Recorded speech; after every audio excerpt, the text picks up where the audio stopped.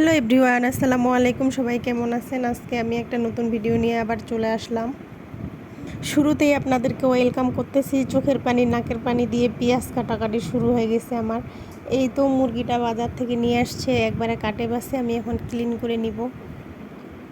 ভালোভাবে ক্লিন করে ধুয়ে এখন আমি একটু লেবু দিয়ে দিব, পরিমাণ মতো একটু লবণ দিয়ে দিব, আর একটু আদা রসুন দিয়ে দিব।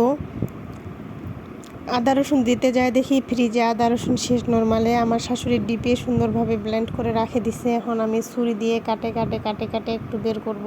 আমার একটু ইচ্ছা করতেছে না যে আবার রসুন কাটে আদা রসুন বাটে আমি তরকারিতে দেই, এই কারণে আমি শর্টকাট বুদ্ধি ওইটাই করলাম। এখন আমি ভালোভাবে মাখে রাখবো কিছুক্ষণের জন্য। এই রোস্টটা মূলত ভাজেই রান্না করব। কেউ ভাজে রান্না করে, কেউ করে না। আমি তো পরিমাণ মতো তেল দিয়ে নিয়েছি এখানে। এখন আমি ভালোভাবে রোস্টটাকে নাড়ে চাড়ে উল্টায় পাল্টায় ভাজে নিব। এই রোস্টটা খাইতে নাকি অনেক ভালো লাগে, যদিও আমি এই মুরগির রোস্ট খাই না। নাড়াচাড়া করতে করতে কি সুন্দর একটা কালার আসে পড়ছে।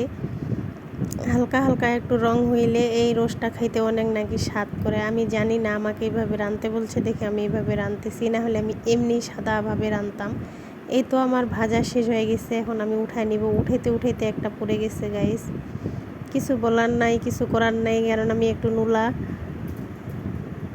এখন আমি এখানে পরিমাণ মতো পেঁয়াজ আগেই কাটে নিয়েছিলাম, ওগুলো এখন এখানে দিয়ে দিলাম।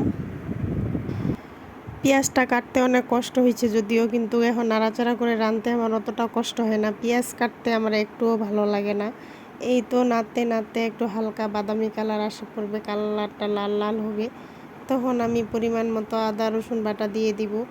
আবার যুদ্ধ করলাম, আদা রসুন খটকায় খটকায় উঠায় এখন আবার দিলাম।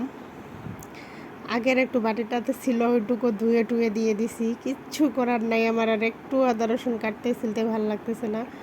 এই তো ভালোভাবে একসাথে মিশায় বেশি করে পানি দিয়ে দিলাম। এখন আমি আবার একটু এখানে লবণ দিব। আগে একটু লবণ দিয়েছিলাম যদিও রোস্টের সাথে। একটু ভাজা ধনিয়া গুঁড়া দিয়ে দিব। এগুলো ভাজে ধনিয়া গুঁড়া আগেই আমাদের করে রাখে। এখন আমি একটু মশলা দিয়ে দিব, যদিও এটা রোস্ট, এটাতে কোনো হলুদ মরিচ দিব না, কাঁচা মরিচ দিয়ে দিব। এই তো তেজপাতা দিয়ে দিলাম। এখন গোটা গোটা কয়েকটা কাঁচামরিচ দিয়ে দিব। এগুলো যখন সিদ্ধ হবে ভিতর থেকে একটা ঝাল ঝাল ভাব আসবে আর একটু ফ্লেভার আসবে। কে কীভাবে দুধ দেয় জানি না, এই তো আমি এখানে দুধ দিয়ে দিলাম। আমি নতুন রান্না করতেছি তো ব্যাপার না। এখন আমি ভালোভাবে নাড়ে চাড়ে সবগুলা এখানে মিক্সড করে নিব। এই যে কত সুন্দর একটা কালার আসছে। অনেকে এইখানে বাদাম দেয়, বাট আমার বাদামও ব্লেন্ডার করতে মন চাইতেছে না। আজকে আমি হুটহাট করে ফাঁকিবাজি রান্না করতেছি। এখন আমি রোস্টগুলা দিয়ে দিব। আমি দেশি মুরগি পাকিস্তানি মুরগি কোনো সময়ে কোনো দিনও খাইতাম না, হাত দিয়েও নাড়তাম না। দেখেন পরিস্থিতি আমাকে এখন কতটা বাধ্য করাইছে। এখন আমার ছেলে দেশি মুরগি পাকিস্তানি মুরগি রোস্ট এগুলো খুব পছন্দ করে। এখন আমাকে এগুলো নাড়তেই লাগে, ওকে আমাকে খাওয়াই দিতেই লাগে। কিছু করার নাই, ওকে খাওয়া দাওয়া সাবান দিয়ে হাতটা ধুয়ে ফেলি।